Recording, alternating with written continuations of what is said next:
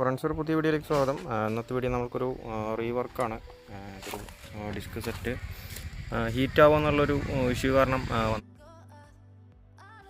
അപ്പോൾ ഡിസ്ക് നമ്മൾ ഇൻസ്റ്റാൾ ചെയ്യുന്ന ടൈമിൽ കുറച്ച് കാര്യങ്ങളൊക്കെ നമ്മൾ ശ്രദ്ധിച്ചു കഴിഞ്ഞാൽ നമുക്ക് തന്നെ സെറ്റ് ചെയ്യാനേ ഉള്ളൂ. അപ്പോൾ ചെറിയ മൈന്യൂട്ടായിട്ടുള്ള കാര്യങ്ങളൊക്കെ ശ്രദ്ധിക്കാനുണ്ട്. അപ്പോൾ ഇതിനിപ്പോൾ ഡിസ്കിന് ഹീറ്റ് വരാനുള്ളൊരു കാരണം മെയിനായിട്ട് ഈ ഒരു ഡിസ്ക് പ്ലേറ്റിന് നല്ല രീതിയിലുള്ളൊരു ബെൻഡുണ്ട്. ഇതിപ്പോൾ കറങ്ങുന്ന ആ ഒരു ടൈമിൽ തന്നെ മനസ്സിലാകാനായിട്ട് പറ്റും. അതുപോലെ തന്നെ ഇതിന് രണ്ടാമത് ഈ ഒരു ഹീറ്റിംഗ് ഇഷ്യൂ വരാനുള്ളൊരു കാരണം ഇതിപ്പോൾ നിലവിൽ RTRൻ്റെ കാലിപ്പറാണ് യൂസ് ചെയ്തേക്കണത്. അപ്പോൾ നിലവിൽ ഇതിൽ ആദ്യം ഈ ഒരു സ്റ്റേ ആണ് കിടന്നിരുന്നത്. ഓൾറെഡി ഇതിൽ 2-3 ഹോൾ മാറി മാറി അടിച്ച് ത്രെഡ് ചെയ്തിട്ടുണ്ട്. ഇപ്പോൾ നിലവിൽ ഈ ഹോളുകളൊക്കെ അടിച്ചേക്കണ ചെറിയൊരു അളവിൽ ചെറിയ വ്യത്യാസമുണ്ട്. അപ്പോൾ അതിൻ്റേതായ ഒരു ടൈറ്റ് ഉണ്ട്. അപ്പോൾ രണ്ടാമത്തെ ഒരു കേസ് അതാണ്. അപ്പോൾ നമ്മൾ നിലവിൽ പുതിയൊരു സ്റ്റേ എടുത്ത് ഹോളടിച്ച് കറക്റ്റാക്കി സെറ്റ് ചെയ്തിട്ടുണ്ട്. അതുപോലെ തന്നെ മൂന്നാമതായിട്ട് ശ്രദ്ധിക്കേണ്ട ഒരു കേസ്, ഇപ്പോൾ ഈ ഒരു പ്ലേറ്റിൻ്റെ തിക്നെസ് എന്ന് പറയുന്നത് 4.5 mm ആണ്. അപ്പോൾ നമ്മളിതിൽ യൂസ് ചെയ്തേക്കണ കാലിപ്പർ RTRൻ്റെയാണ്. അപ്പോൾ RTRൻ്റെ പ്ലേറ്റിൻ്റെ തിക്നെസ് എന്ന് പറയുന്നത് 4.3 mm ഇല്ല, അതിലും കുറഞ്ഞ തിക്നെസ്സാണ് RTRനുള്ളത്. അപ്പോൾ ഈ രണ്ട് ബ്രേക്ക് പാഡ് തമ്മിലുള്ള ആ ഒരു ഗ്യാപ്പ് ഈ ഒരു 4.3 mm ഉണ്ടാവില്ല. അപ്പോൾ ഓൾറെഡി എന്ത് വന്നാലും നമ്മളിത് സെറ്റ് ചെയ്യുന്ന ടൈമിൽ ഈ ഒരു പ്ലേറ്റ് ഇതിൽ ടച്ചായിട്ട് തന്നെയുള്ളൂ റണ്ണാവുള്ളൂ. അപ്പോൾ ആ ഒരു ഓട്ടോമാറ്റിക്കലി ആ ഒരു ഹീറ്റ് ജനറേറ്റ് ആവും. അപ്പോൾ നമ്മൾ ഈ ഒരു ബ്രേക്ക് പാഡ് ഇടുന്നതിന് മുമ്പ് ഇത് ഗ്രൈൻഡ് ചെയ്തിട്ട് നമ്മൾ ഈ ഒരു 4.5 mm എങ്കിലും ആ ഒരു ഗ്യാപ്പ് നമ്മൾ മെയിൻറ്റെയിൻ ചെയ്തിട്ട് വേണം ശ്രദ്ധിക്കാനായിട്ട്. അപ്പോൾ നമുക്കിതിന് അഴിച്ചു മാറ്റണം. അതുപോലെ തന്നെ ഈ ഒരു പ്ലേറ്റ് നമ്മൾ മാറ്റണം. ബെൻഡ് എടുത്താലും കുറച്ച് വലിയ ബെൻഡാണ്. ചെറിയ ബെൻഡുകളൊക്കെ നമുക്ക് തട്ടിയെടുക്കാനായിട്ട് പറ്റും. അപ്പോൾ നമുക്ക് ഈ പ്ലേറ്റ് മാറ്റണം. അപ്പോൾ നമുക്ക് ഈ പ്ലേറ്റ് മാറ്റിയിട്ട് ബാക്കി കാര്യങ്ങളൊക്കെ സെറ്റ് ചെയ്യാം.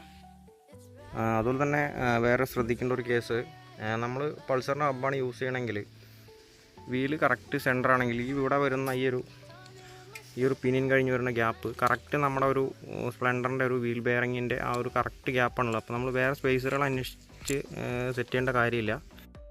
ഇതിപ്പോൾ നമ്മുടെ കയ്യിലുള്ളൊരു പഴയ ബെയറിങ്ങാണ്. അപ്പോൾ ഈ ബെയറിങ്ങിൻ്റെ ടോപ്പ് പൊട്ടിച്ച് കഴിഞ്ഞാൽ നമുക്ക് ഇതുപോലുള്ളൊരു പീസ് കിട്ടും. അപ്പോൾ ഈ ഒരു പീസ് കറക്റ്റ് ഇതിനകത്ത് മാച്ചാണ്. അപ്പോൾ നമുക്ക് വേറെ എക്സ്ട്രാ നമ്മൾ സ്പേസറോ കാര്യങ്ങളൊന്നും അടിക്കേണ്ട കാര്യമില്ല. അപ്പോൾ നമ്മളിതുപോലെ കട്ട് ചെയ്ത് ഇടുന്ന ടൈമിൽ ആ ഒരു ഗ്യാപ്പ് കൂടുതലായിരിക്കും.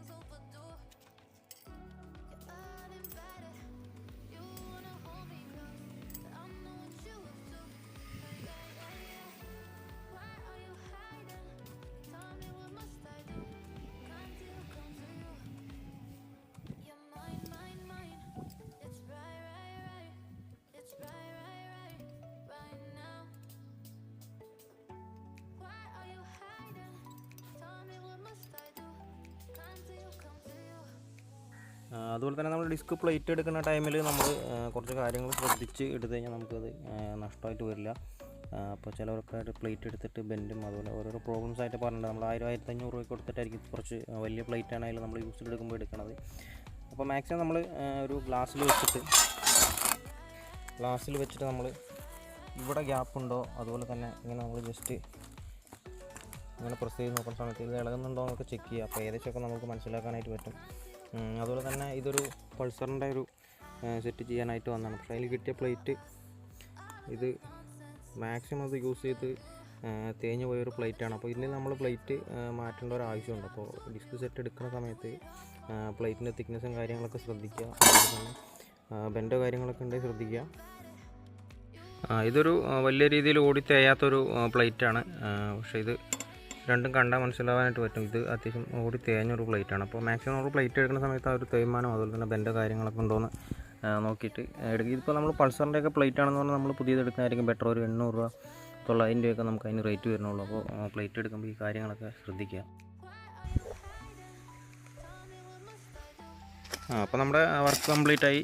നമ്മുടെ വീടൊക്കെ ഫ്രീ ആയി. ഇപ്പോൾ ഞാൻ കുറച്ച് വണ്ടിയൊക്കെ ഓടിച്ച് നോക്കി. ഹീറ്റോ കാര്യങ്ങളൊന്നുമില്ല.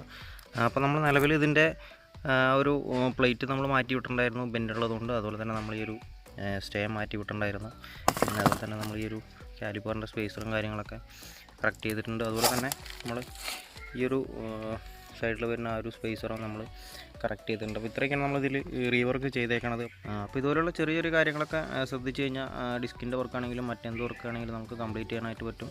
ചെറിയ എന്തെങ്കിലും മിസ്റ്റേക്ക് പറ്റിയെന്ന് പറഞ്ഞാൽ അത് എന്താണെന്ന് നോക്കി ക്ലിയർ ചെയ്ത് കഴിഞ്ഞാൽ തീരാവുന്ന പ്രശ്നങ്ങളേ ഉള്ളൂ. വീഡിയോ ഇഷ്ടപ്പെട്ടാൽ ലൈക്ക് ചെയ്യുക. എന്തെങ്കിലും ഡൗട്ടോ കാര്യങ്ങളിൽ കമൻറ്റ് ചെയ്യുക. നെക്സ്റ്റ് ഒരു വീഡിയോ ആയിട്ട് വരാം.